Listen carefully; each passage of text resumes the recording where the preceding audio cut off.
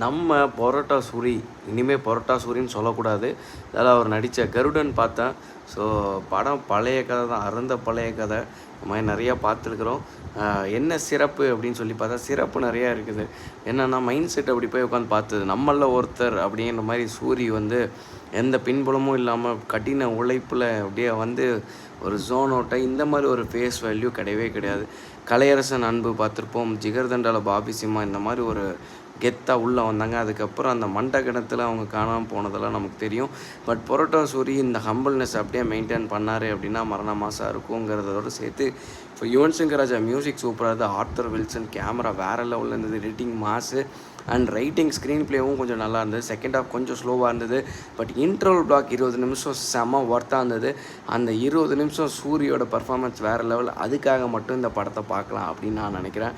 மற்றபடி தாராளமாக ஒரு டைம் பார்க்கலாம் படம்.